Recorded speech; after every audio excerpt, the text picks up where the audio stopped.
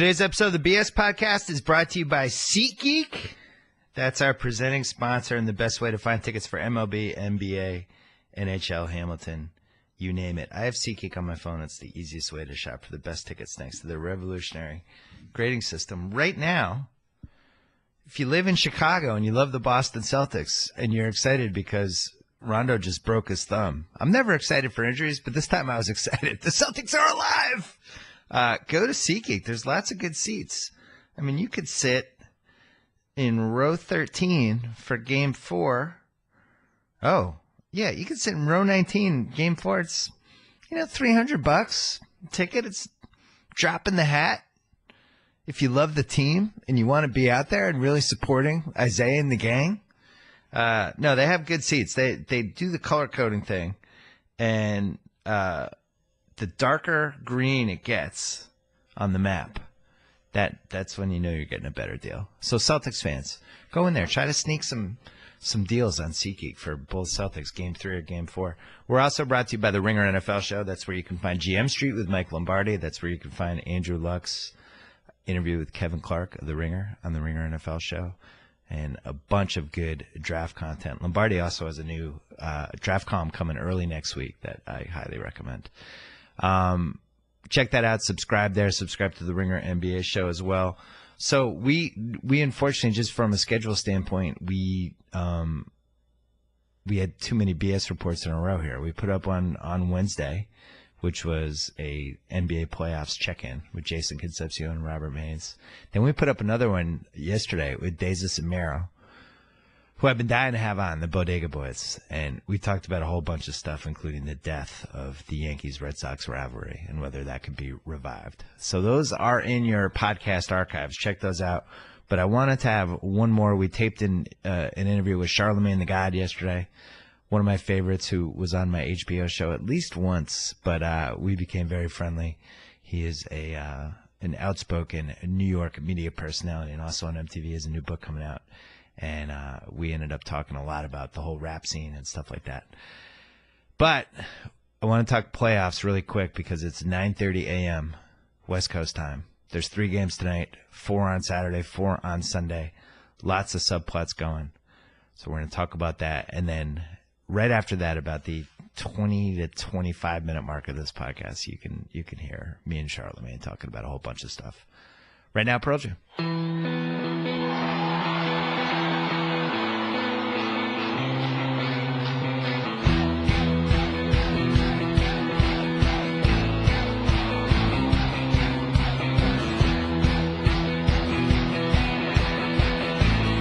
All right, here we go. NBA playoffs.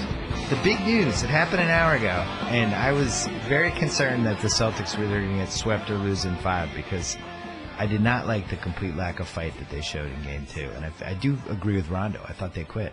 But unfortunately, Rondo's right thumb also quit on Rondo as it's fractured. And all I can tell you is I stepped on my game today. I'm wearing green Larry Bird socks. Look at these, Tate. Those are nice. Larry Legend socks. Larry Legend. He's back. I'm wearing my yellow Good Luck Celtics t-shirt that's brought me a lot of luck over the years. And I paid somebody to break Rondo's thumb. So I don't know what else I can do, people. I'm trying the best I can. Now, I will say this. Rondo is a tough MFer. The dude played with a dislocated elbow in the 2011 playoffs. Literally, it was dislocated. He played anyway. He tore his ACL in a game and finished the game. Anyone who thinks that Rondo isn't coming back for Game 4 or Game 5 has not followed his career. I would argue that of the guys that I've watched in the past 40 years, he's one of the 10 toughest, and certainly one of the toughest in the league, and one of those guys that just is playing unless the doctor says you can't play, your leg's hanging off. So I just think he'll play. He'll be back. He's taking this seriously. And if you're the Celtics, you went from thinking that all the tragedy and all the terrible stuff that Isaiah Thomas went through this past week, inadvertently submarine their chances to win the series because he's the lifeblood of the team. He's the guy that even when they're not playing well can just pull a fourth quarter out of his ass and change the game and swing what should have been a loss into a win. And he was not the same guy. And in Game 1, which I went to, the team was affected by it, as they should have been. but they were affected in a way of, it was such an emotional game, and they were so cognizant of all the different emotions he was going through minute by minute that, you could see it. They just weren't able to match the intensity that the Bulls had. And I went to that game, and the Bulls really bullied them and knocked them around and did all the stuff you have to do to win a playoff game. Game 2, the Celtics just sucked. And that happens with them, and that was one of the biggest reasons why I was not sold on them as a 1 seed. I was not willing to give up on them yet, though, because this is a pattern that they've had these last couple of years where every time it looks like, oh my God, the season's falling apart, or oh, this team's in a skid, they're not going to get out of it. That's when they would win. The best example is the West Coast trip, early March, I think, when post All-Star break, this team wasn't the same and just stopped making threes. Marcus Smart stopped making shots. Olynyk stopped making shots. Jaylen Brown started to hit the rookie wall. And it started to look like things were sliding away, and then they went to Golden State and they won. So they have a history of doing this.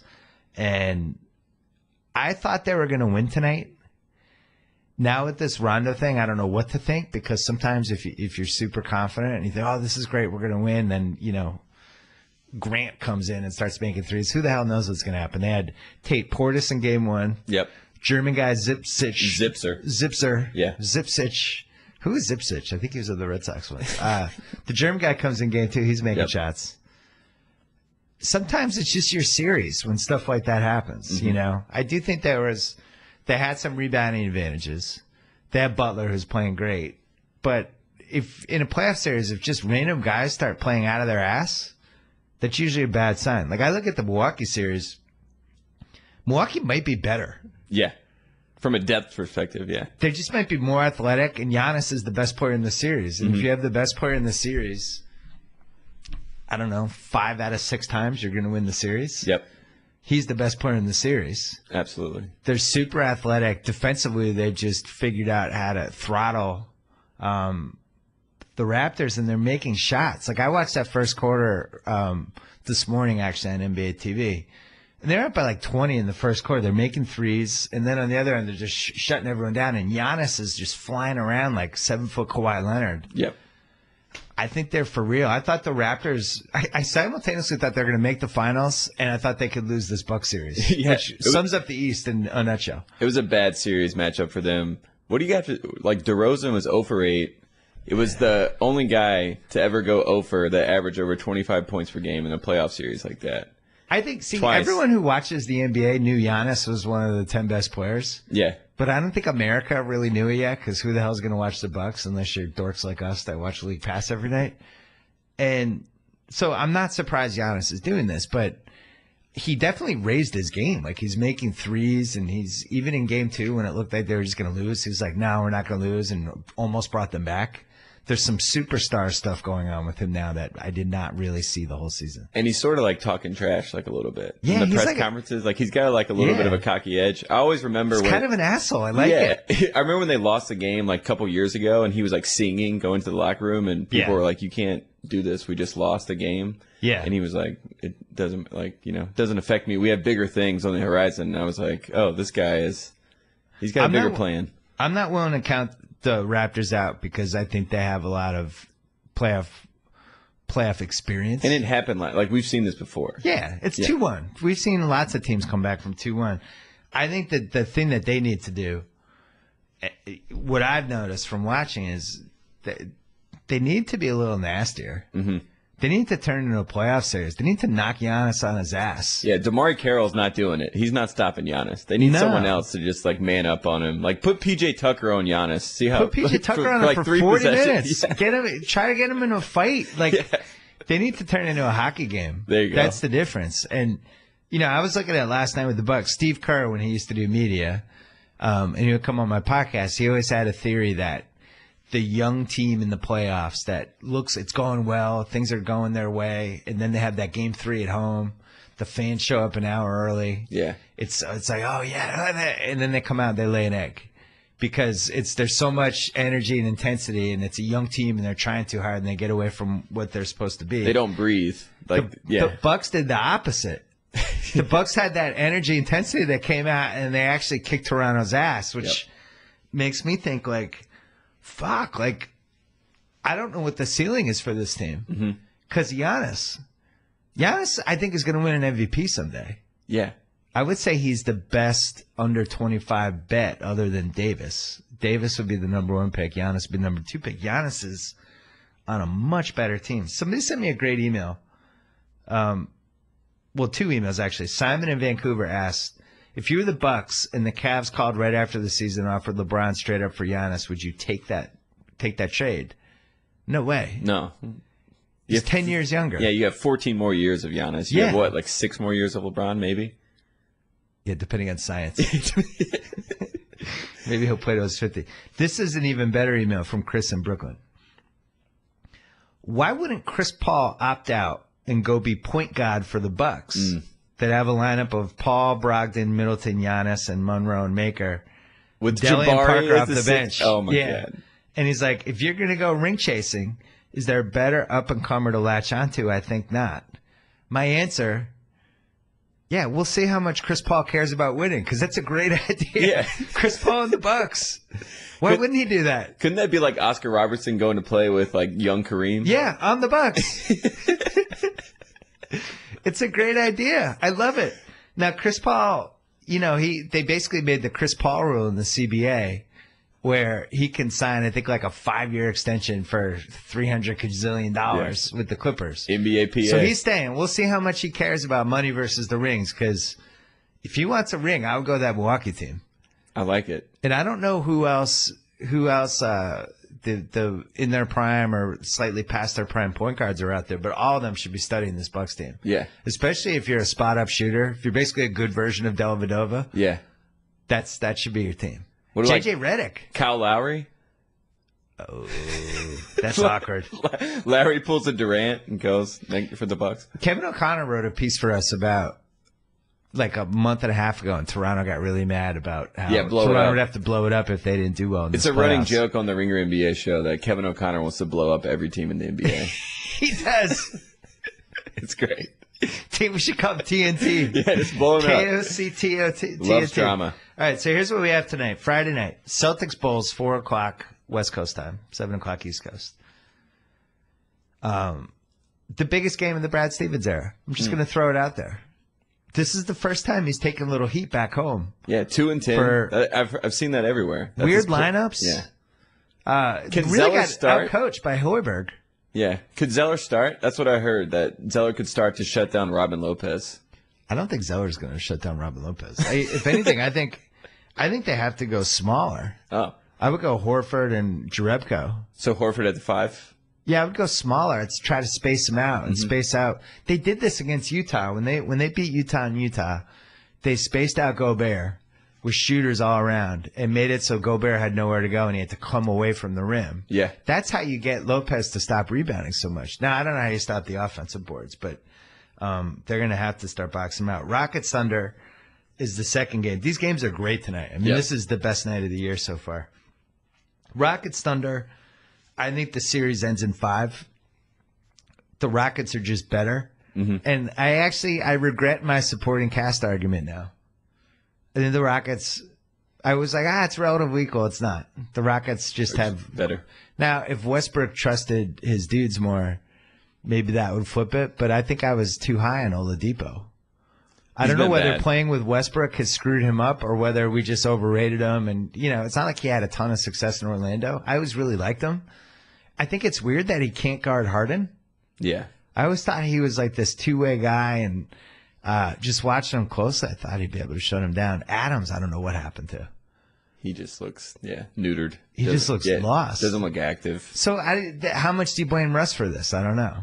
Yeah, everyone looks dejected. It looks like everyone has one dribble, then they have to pass it back to Russ. Yeah. Because you always said this about touching the ball. People like to, when you play basketball, you like to touch the ball. It looks like the whole Thunder team just looks like they don't get to touch the ball in the fourth quarter. Basketball's not hard to figure out. Yeah. Everybody needs to be involved. They came out in game 2, and they're up 16-4, and Westbrook had 2 points. And Oladipo was making plays, and Adams, and Robertson made a play, and they looked like a team. And by the fourth quarter, I knew they were done in that game when they gave up, when they rested Westbrook, and they gave up a basket, and they showed Westbrook screaming at Donovan to put him back in. I was like, they're done. Yeah. Like, if he doesn't even trust his team to hold the lead for 2 minutes. Now, Donovan played terrible lineups. You have to, Oladipo has to run the second team. Yeah. Samaj Christian, who's the worst player in the playoffs, we can't see him again. If he plays again, you're almost like trying to sabotage the team. Is there a worse playoff player than Samaj Christian? I just don't understand how do they not have a better backup? I mean, is that like there's 100 point guards in the NBA? Is that like a complex with Russ where he doesn't want anyone to like give him like obviously we Might saw be. Reggie got sent out. You know, like the guys Cameron Payne's out. Maynard. Yeah. There's tons of guys that have been there. Like even like a Ish Smith. Why can't Ish Smith be his backup point guard? Or someone just that might have had Ish Smith. Yeah, like there's plenty of options. Tim Frazier for the Pellet. Like there's point guards everywhere. Yeah. There's a million point guards that are better than Samaj Christian. The Celtics have Demetrius Jackson on their D-League team from Notre Dame, who easily could have played 10 minutes a game for them in this series. There's 100 point guards, and there's going to be 10 more coming into this draft. And all you really have to do on that second unit is be able to make an entry pass. Like, if you want to get Adams or one of those just guys. Just don't fuck up. Yeah. Just don't turn the ball over and miss a three. I think simultaneously they need to go small, but they also can't run away from what worked for them last year. Last year when they almost beat the Warriors and they were up 3-1 in that series. Bully ball. Yeah. Rebounds. It was two guys just hammering, and Ibaka was one of the guys. But if you really look at the minutes, like, Gibson and Sabonis replaced the Ibaka minutes. Mm-hmm. Oladipo replaces the Durant minutes. That's tough. Yeah. And then the Waiters was playing 30 minutes a game for them in the playoffs, but you can replace him with Dougie McBuckets, and he's just a shooter. He's standing in the corner. Yeah. McDermott can do that. Yeah. I don't think this is inconceivable that they could replicate the Warriors thing. I was looking at their box scores from that Warriors series. And KD and Westbrook shot like shit in that series. They were like 20 for 55, 20 for 60 every game. Yeah. What was winning it and what was keeping them in was their rebounding and their defense. Yep. So. And second chance opportunities, tipping the ball out. Yeah. They got to unleash. Adams has to bring them back if they have a chance. And I just think he's in a fog. His one moment in the series was the screen on Beverly. And that instead of that, like setting the tone for the Thunder, like flipped it for the Rockets. It seemed like Beverly loved that. And then it fired up the whole Rockets team to get back in the game, which was so weird. Yeah. For the record, I thought Westbrook played an unbelievable 2.5 quarters. And then his fourth quarter was one of the most abominable basketball things I've ever seen in my life. I mean, he took 18 shots, which is, even in a pickup game with the most selfish guy you could ever play with, I've never seen anything like that. Kobe was jealous. Wide open. Yeah, Kobe was like, wow, this guy's selfish. He had Grant wide open in the corner. He had McDermott wide open. And what was interesting, because I watched that fourth quarter again pretty carefully, like, the guys that kind of gave up, like Taj Gibson was like, fuck this. Like, he wasn't even rebounding. And you just can't do that. And I think that's the danger with him is, it's like he wants it too badly. Yeah. And it's like you can't take a step back, calm down. I would bet on them winning tonight just because I think he's going to get like 30 free throws. Yeah. But the Rockets are good, and they have the X factor of, oh, we're not playing that well. Oh, here's Lou Williams. Oh, he just scored 12 points in 5 minutes. And oh, here's Eric. Oh, Eric Gordon just made 2 threes. Like, they have these wild card guys that might not show up, but sometimes they do. Yeah. And Russ is averaging 11 3 attempts. The most in the playoffs of anyone. Russ is and shooting 23% from 3. Anyone who defends Russ's second half of that game with the whole what teammates was going to pass to? It's like, well, the open guy. Yeah, he had any of the open guys, and he's shooting. He's 4 for 18, so obviously that didn't work out. And he was tired, and he knew it, and he's throwing up air balls, and that was embarrassing. That's on Donovan a little bit, though. Like it's on Donovan a lot of it. Yeah, that's how I feel. Stand up to your superstar. I'm not yelling at Russ. I'm not blaming Russ. He obviously has a lot going on, but Donovan has to reel him back in some sort of fashion, I feel like. Yeah, but that's the thing. It was the same thing with Kobe for many, many years. You just once they got in that mindset, you couldn't reel him back. Kobe in 03 and 04 for the Lakers, basically won one finals game in those 2 years with end of his prime Shaq and reaching his prime Kobe. It was because Kobe was so selfish those 2 years, and Shaq was out of shape. That didn't help either. Clippers, Jazz. I thought the Jazz could have won game 2. Mm-hmm. They had a bunch of, my dad would always call these like get over the hump moments, where it's like they just couldn't get it to 3 or 2. And I think if they had, the Clippers would have gotten tight. And like Joe Johnson missed a couple huge threes. Hayward missed a couple big threes. Hayward bricks threes in the fourth quarter. Hayward was terrible in that game. Yeah. And I think the Clippers feel like Mbamute can actually guard him because he was playing a lot. Yeah. And he seems very happy lately, Mbamute. Yeah, because all he does is play defense and do backdoor layups. Yeah, it's easy life. But not good for Hayward's mega contract in the summer if he can't score on Mbamute. Now, I'm guessing the crowd's going to be crazy. They'll probably get some calls. They got to figure out what to do with DeAndre. I would personally do Hack-a-Shack on DeAndre when the Clips get in grooves. Yeah, just take him out. Just screw it out. Just mess up their rhythm. The other thing to watch in that series, the fact that Blake isn't posting up Diao and Joe Johnson is insane to me. This is the third best player in the league 2 years ago. Mm-hmm. And if he can't score on those guys, if they're going to guard him one-on-one with Diao and Johnson, then that tells me like he's not a superstar anymore. Yeah. That's embarrassing. Like you would have on your Charlotte team, if Cody Zeller was being guarded by Joe Johnson, you would go to Cody Zeller. Every time. Or, yeah, even like Frank Kaminsky. Right. Blake Griffin can't guard. He's going to be shut down by Joe Johnson one-on-one? Yeah. It's like they're trying to get him with a quick guy so he can't catch the ball at the elbow and like drive past him for that easy layup. But it's like, Blake, you can post people up in case you forgot. It's weird because Utah's best advantage, and I think a lot of teams' best advantage against the Clips is speed. Because Chris doesn't want to run like that for 4 quarters. Yeah. And George Hill started pressing it, and it kind of threw Chris out of his rhythm.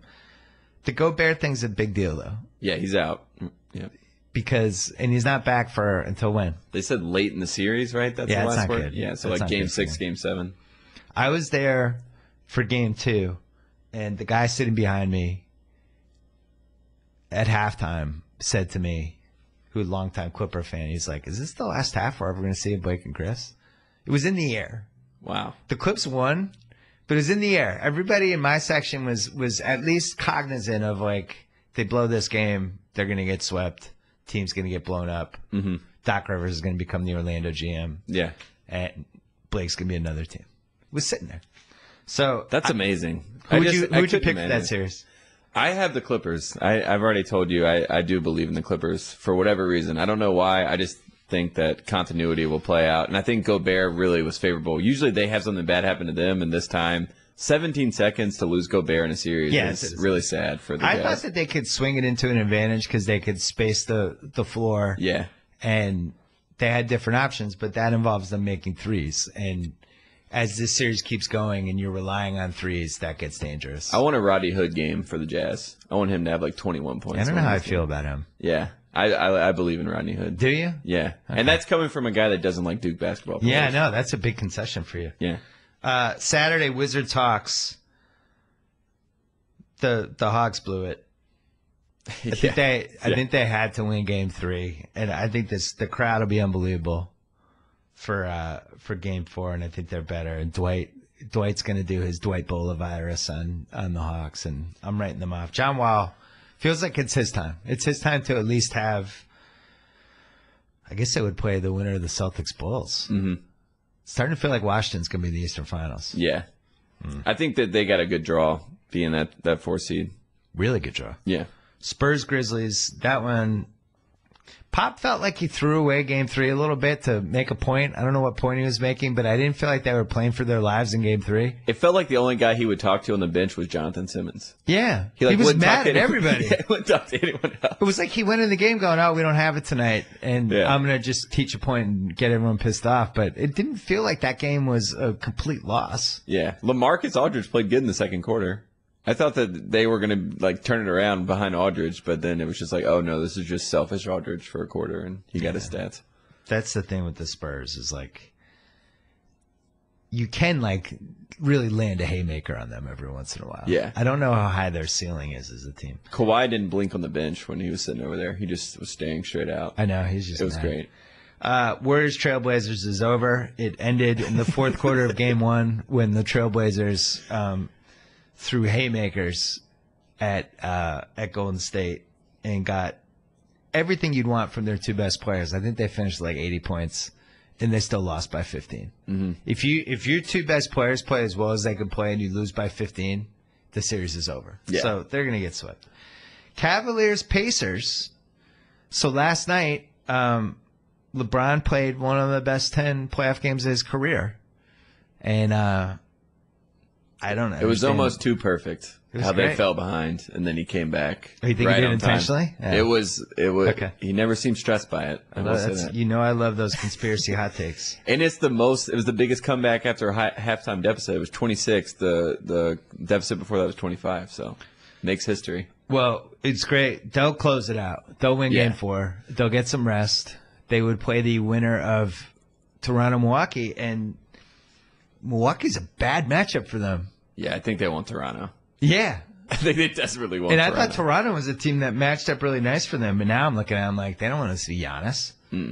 Now, maybe Giannis will pull another level out of LeBron that we haven't seen in a while. I'm trying to think who the last great forward that he played in a playoff series. I guess it was Kawhi in the finals. Yeah, or Durant. I compare that Bucks Durant team to 12? like the young Thunder team where like LeBron can pull the seniority and those guys get like a little tight because they're playing against like quote unquote the greatest player. I don't know if Giannis is going to get tight. I feel like he gives zero fucks. He really does.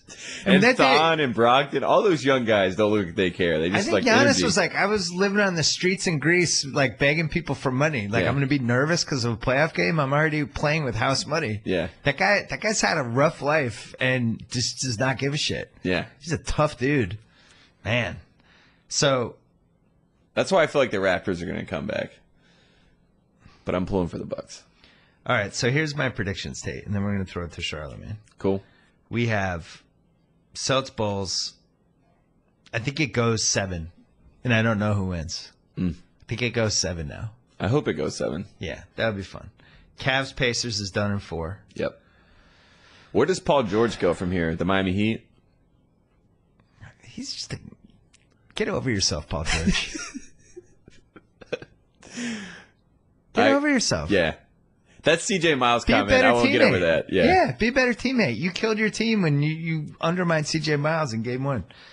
Toronto-Milwaukee is – I'm just not giving up on Toronto. If I had to bet my life on it, I would say Milwaukee in 6. But I wouldn't bet on it. I wouldn't bet on this series. Kyle I Lowry, could see Toronto winning game 4. Yeah, it seemed like Lowry was pretty set on that they were going to flip it around. He was like, it sucks right now, but we'll be back.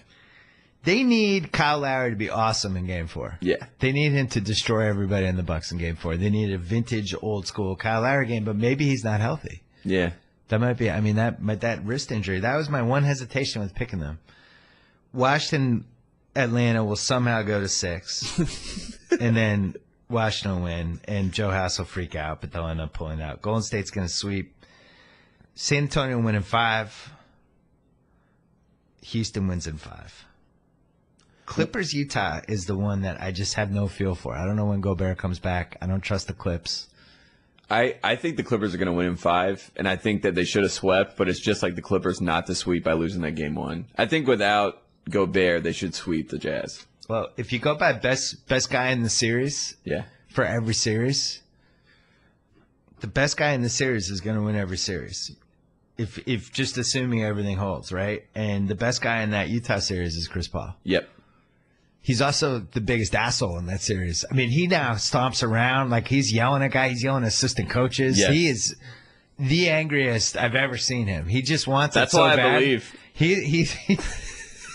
He's like one of those angry police sergeants in an 80s drama.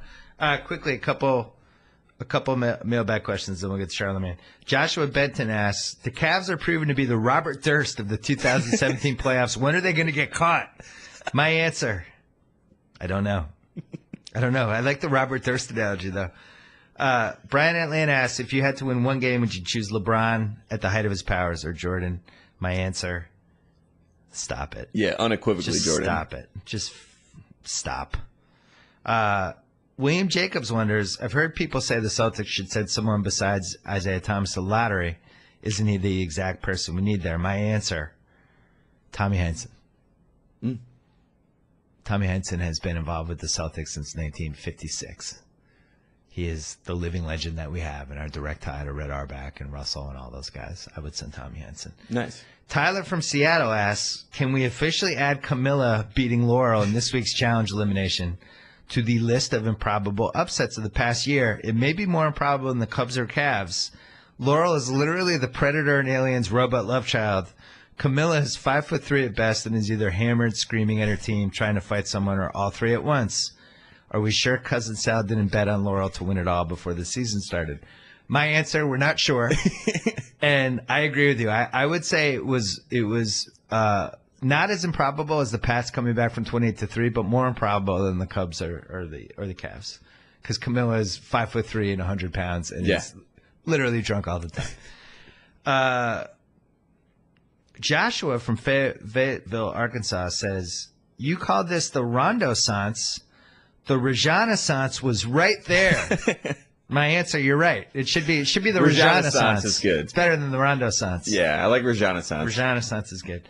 Andrew asks, if you type Miami Vice into the Ringer search box, you get the following message, quote, no stories found in the Ringer.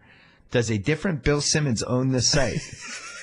My answer, unacceptable, and people are going to get suspended. I'm very upset about this. It's really, I have nothing to say other than just regret and apologies. Jeff Heiger in Evansville, Indiana asks, with all due respect to you and House concerning trying to figure out Karl Malone's signature move, doesn't it have to be him giving Isaiah Thomas 40 stitches? My answer, yes. Yeah. He didn't like the whole John Stockton made the dream team over Isaiah. The next game after it was announced, Isaiah torched John Stockton. The next game after that, 40-stitch elbow. Yeah. The mailman delivers. The most vicious thing that happened in the past 25 years or past 30 years of the NBA, I would say. Intentional flying elbow. Yeah. And split his eye open. And he still, you can see it on NBA TV, as the giant scar on his left. But you know Isaiah loved it. That's secretly. Secretly loved it. Jake from Minneapolis wonders, Towns is the first player in NBA history to score 2,000 points, collect 1,000 rebounds, and to make 100 three-pointers in a season. You're the king of coming up with club names. What would you name this club? My answer, the 2,000, 1,100 club. Why are we getting fancy? In 3,000 minutes. Chris Haneke wonders, Warriors win the championship. KD gets his ring. Russ wins the MVP. Thanks, KD, in his speech. KD decides to re-sign with OKC. You can't totally rule this out, can you? My answer, yes. Yes. He's not, as long as the current owners and front office is running OKC, Kevin Durant will not be at OKC. Yeah. I would not rule it out 10 years from now. Two more. Kobe and Shaq won 3 titles. Russ and KD are future Hall of Famers. But Vin Diesel and The Rock have now made 4 blockbuster movies together for the obvious best franchise of all time. What is your power ranking for most successful disgruntled teammates? That's from Tyler in Patchogue, New York. I still have Kobe and Shaq first. Yeah. Those guys genuinely hated each other. And then when Kobe got arrested for the hotel thing, and he gave his deposition that the smoking gun had the deposition for, and he threw Shaq under the bus. Yeah, he snitched. He snitched on Shaq. I still think that, to me, that's number one, that they won 3 titles and that happened. Can't beat that. Wow. All right, last one, and then we'll get to Charlamagne. From Tyler Lowy, why hasn't anyone proposed the idea of dangling the MVP trophy from the Jumbotron during the Rockets Thunder series like a Money in the Bank match? My answer, brilliant. Yes. I think there's still time. Yes. Let's do it. Could you imagine Russ and Harden just staring up at the MVP trophy in the middle of games? That's a great idea. I love it. All right. Before we get to Charlamagne, what if you stopped wasting money on expensive takeout orders? What if you signed up with Blue Apron? For less than $10 per meal, Blue Apron delivers easy-to-follow seasonal recipes along with pre-portioned ingredients right to your door. They have the highest standards and build a community of home chefs with no rival. No more overspending at restaurants or high-end grocery stores. With Blue Apron, prepare delicious, memorable meals yourself in under 40 minutes. Some of the meals available in April include spinach and fresh mozzarella pizza with olives, bell peppers, and ricotta salata. Sweet and sour salmon with bok choy, carrot, and ginger fried rice. Parmesan crusted chicken with creamy fettuccine and roasted broccoli. I would eat all of these. Baby broccoli and fontina paninis with hard-boiled egg and arugula salad. Right now, you can get your first 3 Blue Apron meals for free with free shipping. Just go to blueapron.com/BS. Blue Apron, a better way to cook. And by the way, I want to give a shout out to our Ringer MLB show on TuneIn that you can find them for free all month. And if you do a deal right now, what is it? TuneIn.com/ringer. 60-day free trial for TuneIn. We love TuneIn. If you're a transplant, like if you're a Boston fan living in LA and you get TuneIn, you can listen to your Celtics announcers, your Red Sox announcers, your Patriots announcers, whoever. It's fantastic. I love having Sean Grandy back in my life for Celtic games. It's been good. So anyway, check out TuneIn.com/ringer. And you can get our little 60-day free trial for Ringer Premium and hear all of those games. They have all the rights to MLB, NBA, all that stuff. Last thing, I jumped on the Oilers bandwagon last night, Tate. Nice. Overtime. Edmonton. Yeah.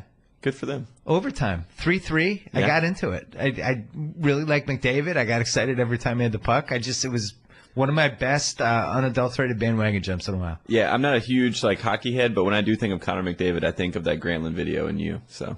Oh, yeah, that's right. Yeah, the Taken. Yeah. All right, here we go. Charlamagne the God, and enjoy the weekend. Go Celtics. Taping this on a Thursday morning. I'm not sure when it's going up, so if anything crazy happens between this taping and when you actually hear this, don't blame us. Charlamagne the God is here. Bill Simmons, what's up, my brother? Author. Yeah, Black Privilege. Yeah, opportunity comes to those who create it. It came out this week. You know, it's 8 principles that I learned in my life that I just want to share with the people. You know, I always say I'm too dumb to be closed-minded. So all I have, you know, education-wise, is just the sum total of my experiences. So I'm just sharing some experiences with the people. And I'm a big self-help guy. Like, I love self-help books. Like, I love Gladwell. I love Wayne W. Dyer. I love Robert Greene.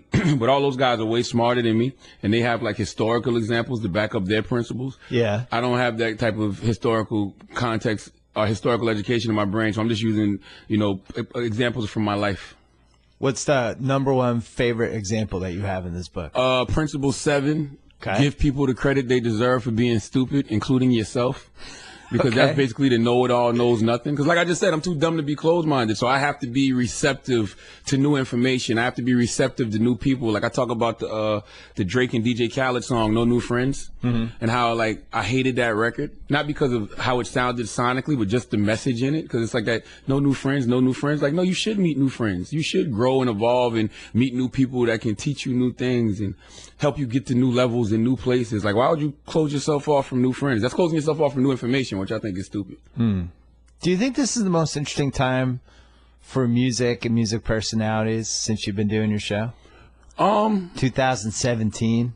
These different famous people at different points of their career, and the way they're releasing music has totally changed, and just everything about it, trying to put out the perception of who you want people to think you are versus who you actually are. I'm fascinated by all this stuff. I'm very fascinated. That's one reason I named the subtitle of the book, Opportunity Comes to Those Who Create It, because I feel like we live in this era where it's a free-for-all. Yeah. Like, there's no rules. Like, remember back in the day, you had all these gatekeepers. You had people that had to press the button to make this happen, or you need to press the button to make this thing go. Like, now you can just be your own machine. Like, there are no gatekeepers anymore because there's no gates. Like, if you want to be a broadcaster, you could just start a podcast. If you want to do TV, you could just turn your video camera on. If you want to do music, you could just go do music and put it out on SoundCloud, and you may get an audience. And it's like everybody's scrambling to catch up with you. Record labels are scrambling like, yo, who's this guy? This guy's already sold 500,000 records, got 500,000 streams. Our radio's like, this record's already red hot. Like, he's got 40 million listens on SoundCloud. Like, why aren't we playing this? Like, it's a free-for-all. It's the perfect era to just create your own opportunity. Chance is the most fascinating one of all of them because he's basically eschewed the labels. Yeah, and he owns all his own stuff, basically. Yeah, it's this big debate going on whether or not Chance is independent because his last project, Coloring Book, he actually sold. Well, he gave it to Apple to be exclusive for like a week or 2 days or something, but they gave him a $500,000 check.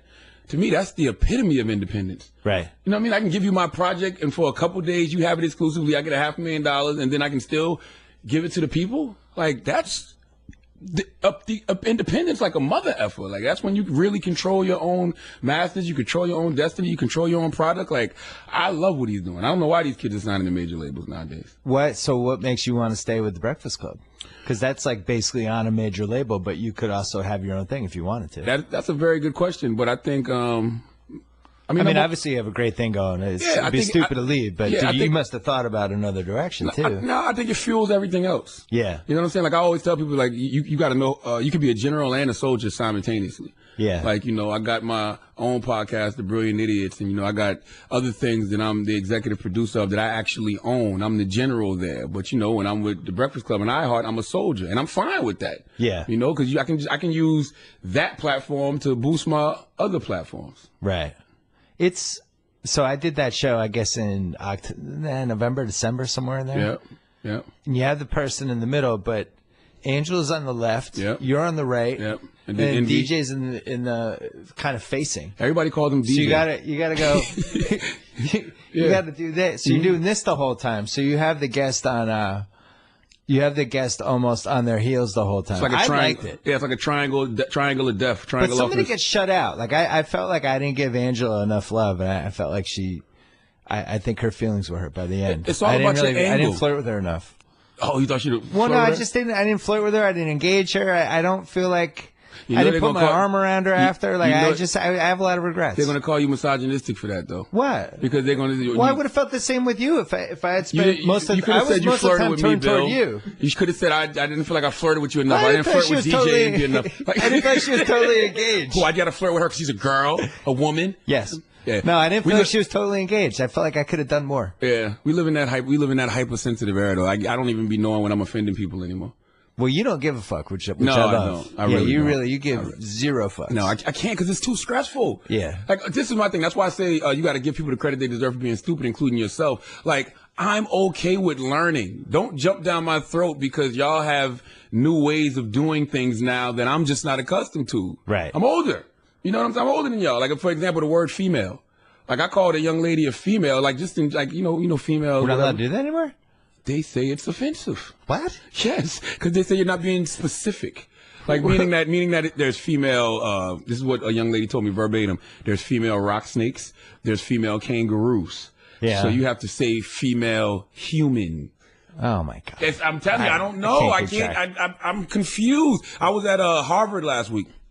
They boycotted me. Well, they didn't boycott me, but some of the kids boycotted me. They said I was transphobic, misogynistic, and homophobic. I said, when?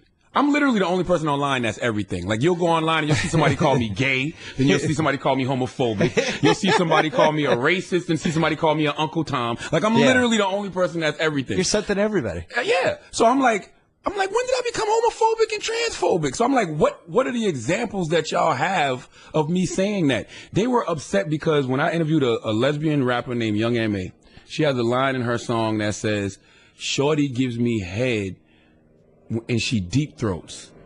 So I'm like, how?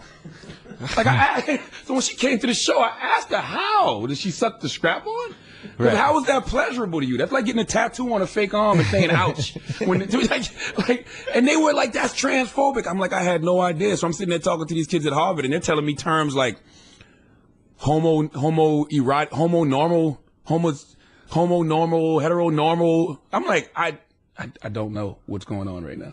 I have no idea, but I'm open to learning. That's part of your book. You don't know what you don't know, and you're going to learn stuff. So you can't be offended at me just because I don't know. I'm not. Yeah. I don't know. So I said this when I came on your show, which I loved. Mm-hmm. I had so much fun when I came on, but I'm very envious of anybody who can just get away with saying anything, and there's not a lot of there's fly by the seat of your pants, just go say stuff, and certain people just reach this point where I don't want to say it's acceptable, but people go, oh, well, that's them. They can do it. Like I had Desus and Mero on. Love Desus and Mero. On the pod this week, and I feel like they're hitting that point. I think the Breakfast Club is in that point. I think Howard Stern's on that point. Joan Rivers was. Barkley was there, and now people kind of come at him with stuff. So it was like he had it, but it's very hard to get to, and you guys are there, and I'm envious of it. I think it's because, number one, Charles Barkley's black, and Charles Barkley speaks out against the black community a lot. That's what I think it is. Because let's be clear, there is nobody that can get you out of the paint faster than Black Twitter. Right. When they are ready to get you up out of there, you are done. I've seen they got Bill Cosby, they got Nate Parker, they got O'Reilly. Like when O'Reilly insulted, everybody talks about those sexual harassment allegations. No, when O'Reilly insulted Queen Maxine Waters about her wig, they jumped on his ass, and it's been all downhill from there. I don't even call him Bill O'Reilly anymore. I call him Bill O'Rapey. That's his name, Bill O'Rapey from the O'Rapey Factor. Well, I think yesterday he got bounced. Yeah, he got bounced, which was shocking. $13 million in sexual harassment suits is a lot. Like that's like you could get a backup power forward for 4 years for $13 million. Yeah.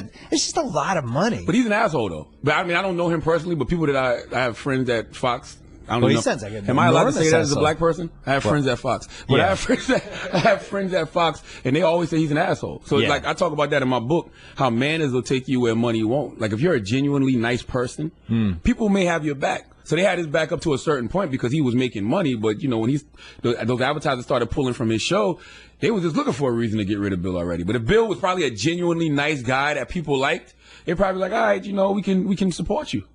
What's the best thing about Black Twitter?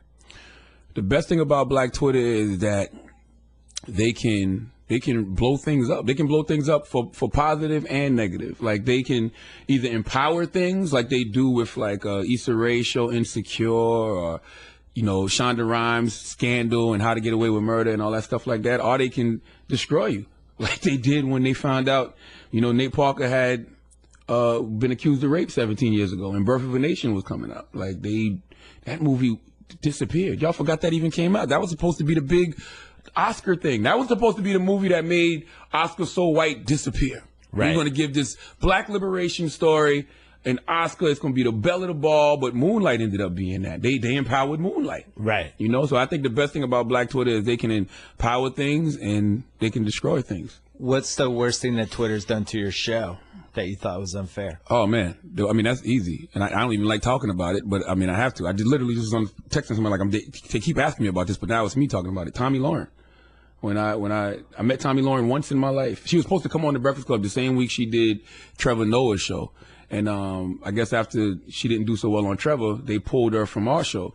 And then I went up to Viacom because, you know, I work at MTV and MTV2. I got a show called Uncommon Sense Live that comes on Fridays at 11:30. But I was up there because somebody up there had a bright idea that Charlamagne and Tommy would be good on the show together, because I went on her show and, you know, debated her about the Black Panthers.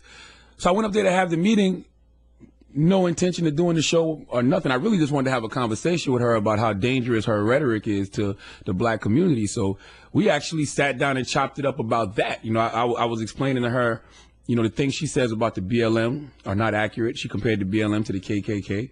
And her reasoning for it was because she said she saw a video where some guys were walking and marching about wanting to kill cops. And then she was actually in Dallas the night that guy went crazy and shot those police officers. Yeah. And she was getting texts, you know, to her phone saying she's next. And they put her parents' address out there. So I understand why she felt the way she felt. I don't agree with it, but I understood. So I said to her, well, you're a Trump supporter, right? And she goes, yeah. I go, are all Trump supporters racist? And she goes, of course not. She goes, when I go to these rallies, a lot of them are, but it's some of us who are just anti-government and want somebody to drain the swamp. So I said, how come you can see the nuance in the Trump supporters, but not the nuance in the BLM? All Trump supporters aren't racist. All BLM members don't want to kill cops. So Why can't you see that? So that was the type of conversations that we were having. Met her one time in my life. But what I messed up, a couple days later, I tweeted out, and this is a conversation I should have had on my podcast or a conversation I should have had on radio. That's the lesson I learned from this. I tweeted out, it'd be dope if a woke woman of color created a platform to control her narrative and control our narrative and become a voice like Tommy Lauren did. Oh, my God. I was trending on Facebook for like 2 days. So people thought you were complimenting her? Yes. They thought I was telling black women to be like Tommy Lauren. When all I was talking about was infrastructure. Right. That's all that. Like her Facebook is popping. You're saying the role model of her path. That's it. You wish that a black woman could do a similar version of it. That's it. Yeah. Like of course I'm not comparing none of the sisters to Tommy Lauren. They're smarter, they're more intelligent, like they'll run circles around Tommy. I was just talking about infrastructure, but what I learned is certain conversations should not be had on social media. That is the conversation I should have explained to people. I don't know if I've totally learned that yet, even though I've been burned many times. Yeah. It's just tough. Sometimes you ain't get that black Twitter roasting. Well, the problem with social media is it's 140 characters. Yeah. And you're not putting a lot of thought into it. And I've learned over the years, like, if I'm going to tweet something, and sometimes I'll screw up, but for the most part, it's like putting thought into this. This is going out in the world. Because if you're in your car, you're getting coffee, you're in your house in your pajamas. Yeah. It's just see how president it goes. You forget, like, boom. And it's then going to be seen by all these people, and you better make sure the words are the way you want them to Well, be. let's do a social experiment. You should pull out your phone right now and tweet out, No. I think Bill O'Reilly's misunderstood. and watch what happens. Watch what happens. Well, I That'd be remember crazy. Patton Oswalt had a great series of tweets once where the tweet kept cutting off. It was like 9 or 10 tweets in a row, and the tweets kept getting cut off, but they were continuous. But Yeah. if you just saw the individual tweet, each one was like super offensive. Yeah, Twitter's then it would lead to the next one. Yeah, it's a bad chain letter. Yeah. Like, because literally, if you literally followed my timeline that night, I explained exactly what I was talking about. They don't care. They don't care. They took that one tweet out of context, ran with it. It went from me wanting women of color to have the infrastructure that Tommy has to Charlamagne hates black women. Right. I'm like, huh? You've had that happen a couple times, right? Like that time you got jumped. Yeah, well, that wasn't because I got jumped on Twitter by black women, but I got jumped. No, you in the literally street. got physically jumped. Yeah, absolutely. And you ran for your life. Mm-hmm. And then didn't you take shit because people were like, you didn't? No, because I talk about that in the book too. That's part of the Live Your Truth chapter. That's one of my principles. Live your truth so nobody can use your truth against you. And that's the Eminem and 8 Mile theory. Because at the end of 8 Mile, B. Rabbit said everything he possibly could say about himself. So it left his opponent speechless and defenseless. So when It's a good theory. Yeah, when that happened, that can I get a drop moment, I immediately, when I ran into the building, I ran right to the microphone and was like, shout out to those dudes who just tried to jump me outside. I talked about the story all morning. I didn't try to make it seem like I fought them but I ran. Dude hit me in the back of the head. I've heard way too many stories about dudes getting kidnapped in New York. And I saw the guy with the camera. I didn't know if they were going to try to hold me down and pee on me. They had a plan. And whatever their plan was, I wasn't going to let that plan go through. So I took off, and I would do it again right now. I'm not fighting 4 guys at one time. So when I told the story, when the video came out, it softened the blow. Yeah. Like, people still got their jokes off. They still get their jokes off to this day, but they really couldn't kill me. They couldn't use it against me because I already had owned it. Does it scare you that the platform that you have led to 4 people who wanted to beat the shit out of you and actually tried to do it? Nah, because I've seen it happen to so many people before. Like, I always think about Chris Everett when he jumped on Jim Rome. You remember that? Oh, Jim Everett. Well, because Jim Rome kept calling him Chris Everett. That's Jim's fault. Jim's fault. It's Jim's fault. I called him Chris just now. Yeah. But he kept, he did that. And so I always think about stuff like that. Like that I think about the guy when he got stabbed on Cheaters. Do we know if that happened or not? I'm still not positive that happened. Joey Greco. Yeah, Joey Greco. So I think about stuff like that. I'm like, it's possible. Like, you can't say what you want to say and expect people to react the way you want them to react. I hate people that do that. I hate people that say something, and then when somebody jumps out the window and reacts in a way they don't like, they be like, yo, you're overreacting, man. No. Who am I to tell you this person that they're overreacting? When did the Breakfast Club get to the point when it became the go-to place for basically all the black pop culture power brokers? That's a good question, man. I think like 5 years ago, 4 years ago.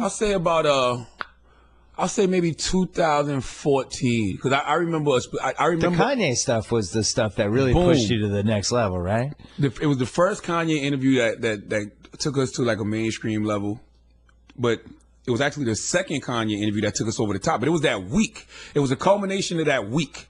Because I remember it like it was yesterday. This is when Tiger first started dating Kylie Jenner, right? So he was denying it. So for whatever reason, Tiger... He was denying it because she was like 15. Boom. Yeah. He was redshirting her. Yeah. So he came to the Breakfast Club to defend it. Yeah. And then it's like... No, Amber Rose came first and was giving Tiger shit about it. Then Tiger came to defend it. And for whatever reason, Kanye came the end of the week to do a second interview. And Kanye basically was like, this is why I love coming to this show, because this is like the epitome of pop culture. And I remember that week because I remember Harvey Levin calling me and saying, yo, congratulations. Let's team up. Yeah.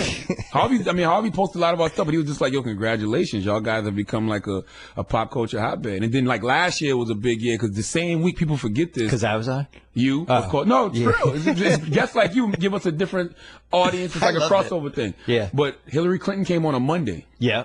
Now, it was the whole Hillary and the hot sauce thing. And I told her she's This one of them times they're gonna say you're pandering to black people again. And then Birdman was that Friday, so it was 1 week. So Birdman. It's just like, yeah, we get those moments where it's just like the whole week is Breakfast Club. Birdman was the one that seemed like he wanted to fight everybody, right? Yeah, put some respect on my name. That was pretty great. Most amazing. When the guest comes in that angry and that hot, I don't even know. I wouldn't even know what to do. You don't do anything. You turn the cameras on. If you watch the video, I already had told him because I saw him outside. This is a true story. He was in the lobby and Eminem "Lose Yourself" was playing. Yeah. I don't know where it was coming from, but it was playing, and he was just pacing back and forth. I go wide shot. Yeah. So if you notice, if you watch the video, when he walks in, it's a wide shot. Yeah. All the cameras are on. And then he starts talking. He curses us out and then sits down for the interview. And then NB starts the interview. And I'm like, oh, no, we're not just getting away from that. I'm like, okay, this guy just cursed us out. And let's get it in. He was like, nah, I already said what I needed to say. I was like, well, say it. We on the air. But the camera was rolling the whole time. Like, I knew that was going to be gold. Was that the closest you came to an altercation in the studio? No, actually, I think it's never the guys that are like rah-rah and real hostile that bother me. It's the cool, calm, collected guys. The one time I really thought I was about to get my ass beat in the studio was Nelly. Really? Yeah, because I think Nelly's an athletic guy. He's in shape. And he was just sitting in there, and I said something to him. I was like, Nelly, you cold out here right now. Ain't nobody checking for pimp juice. Like, like you're cold. Like, you're just cold. Like, you're not hot as an artist no more. And he kind of like cracked his knuckles, and he goes, man, I keep retainers for guys like you. It's basically saying I got to keep lawyers on retainer for guys like you. I'll give you a couple shots to the head. You sue me. Here's just $40,000. Get the hell out of here. You know what I mean? But I really felt like Nelly would have swung on me. So did you respond, it's getting hot in here?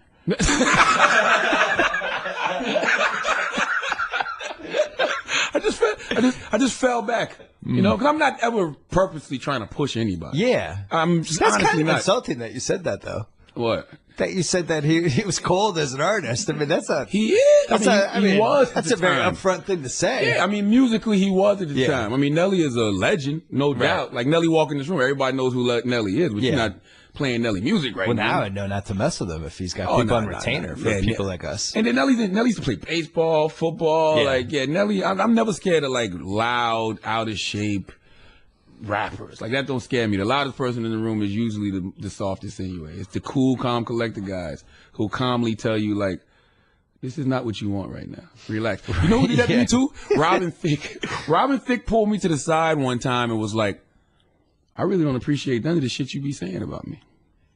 Robin Thicke. Robin fucking Thicke.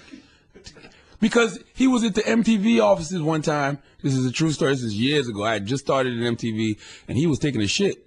And he, like, the bathroom was fucked up. Like, it was funky as hell. And so when he walks out, I'm just looking at him like, look at this guy in this clean-cut suit and all these girls running up on him, and they have no idea what he just did in the bathroom just now. So I was telling that story, and he just did not appreciate that at all.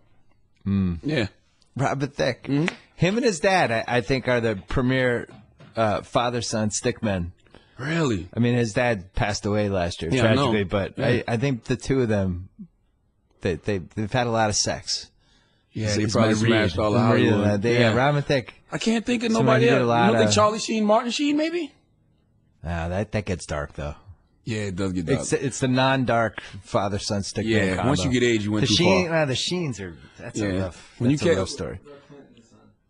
Who? Clint Eastwood and his son. Oh, that's a good one. You think Clint Eastwood? Clint Scott. Clint definitely got. I don't know who Scott is. Clint definitely got a lot of pussy. Scott's the Paul Walker replacement in Fast 8. I've never watched a Fast and Furious movie in my life. Why would I? If you watch Fast 8, there's a new white guy that you don't totally recognize to replace Paul Walker. That's Scott Eastwood. I've never watched a Fast and Furious movie ever in my life. So you had Kanye twice. Kanye is my dream podcast. He'd been my #1 choice. If I had a fantasy draft of like top 10 podcast possibilities. He's in L.A. He's right in Calabasas. Kanye and Michelle Obama would be my top 2. I love Michelle Obama. Have you had Michelle Obama on yours? No, I haven't. I'm actually doing something with Michelle soon, though. Like, I don't know if she's going to be there, but I'm not supposed to talk about that? Oh, never mind. All right, we'll cut it out. We'll cut that part out. No, you don't have to cut it. No, we'll cut it. It's fine. It's good, man. That's why it's a podcast. Huh? Yeah, I might be doing something. Okay. Yeah. All right, we'll keep it. But Kanye's interesting. I think Kanye. So what was your read? Just as guy to guy, dude to dude. I was an upset sitting 5 fan. feet away with him. Upset fan. I'm a disgruntled fan. First time you're disgruntled, or the whole time you're disgruntled? First time. Second time I respected the fact he came back. Because you went at him the first time. Yeah. It was like uncomfortable. Yes, because I was upset because he's out here talking about all of these things that we don't give a fuck about. Right. I don't care that the fashion industry won't accept you. I like when Kanye was socially conscious Kanye and was saying things like George Bush doesn't care about black people. Like we were at a very tumultuous time. We're still at a very tumultuous time in this country. We need voices that going to stand up and speak out against the injustices black people are facing. And he's out here ranting about sneakers. Yeah. And clothes? Like, I don't want to hear that, bro. Like, we don't care. And then I hated the thing when he kept saying, he came out with the song New Slaves. And you come out with the song New Slaves, but then you're yelling and screaming for these corporate entities to embrace you. Like, it doesn't make any sense. Like, it's a mixed message. Like, either you want to be of the corporate fashion industry or you don't. Like, you can't say you're a new slave, but then, like, Nike, sign me.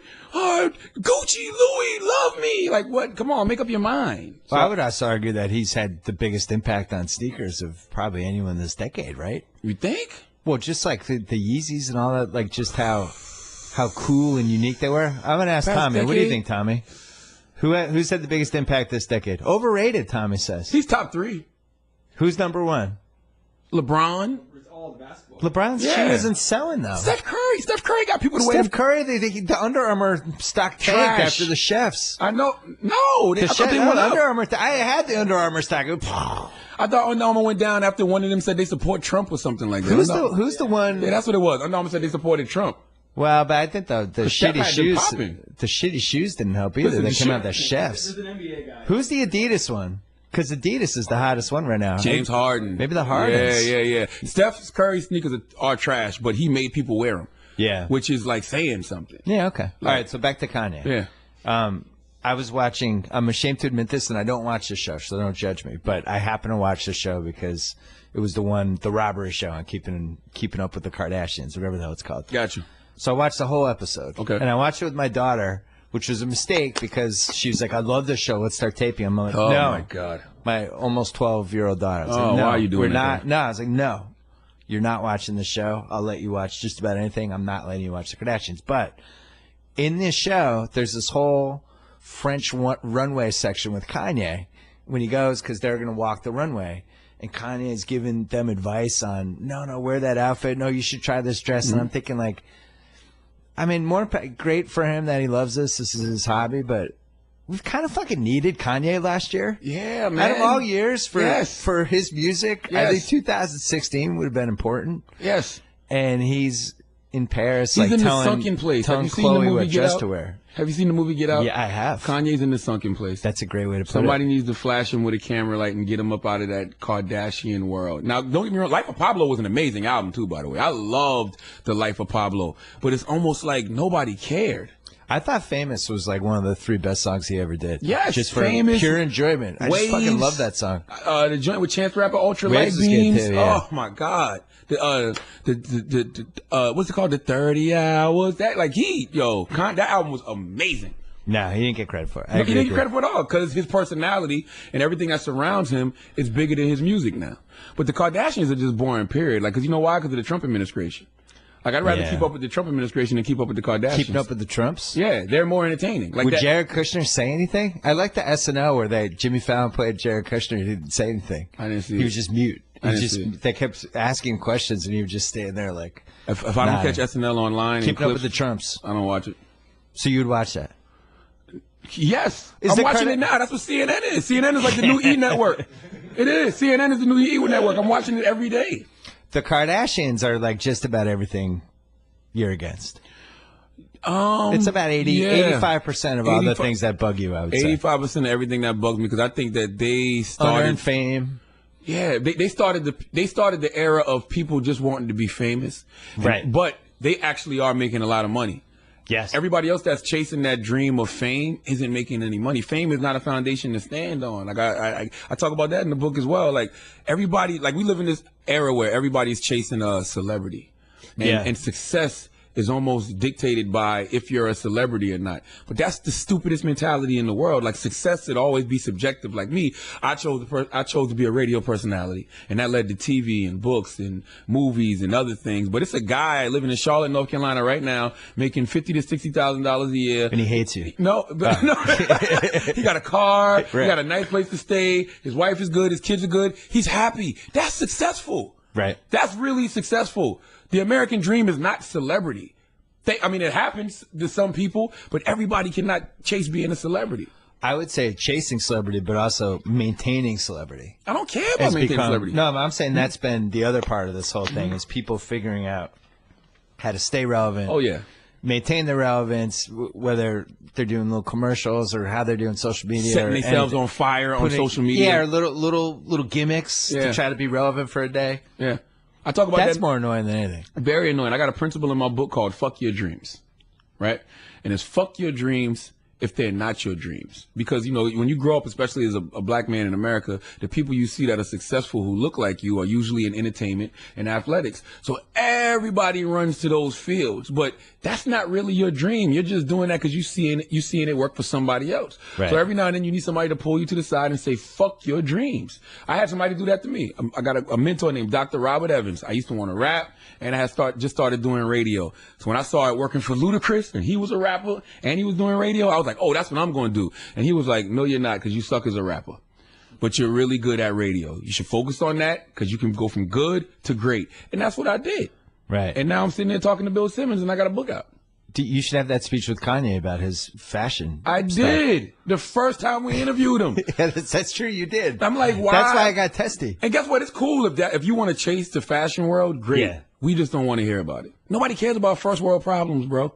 Motherfuckers is really out here going through real life shit. We don't care that the biggest issue in your world is that Louis Vuitton won't let you design somebody's silk underwear. Isn't that the biggest? That's the curse of when musicians and comedians become super successful. Yeah. Is that part of what made them successful is they were just like anyone else, and they're rapping about the stuff that, you know, resonates with anybody, or they're doing in their act, their stuff that people. Yeah. And then you hit a certain point. I always call it the Eddie Murphy syndrome, where, you know, he's still the most talented person of my lifetime, in my opinion. Eddie's amazing. And he gets to a point where he's just around 4 people.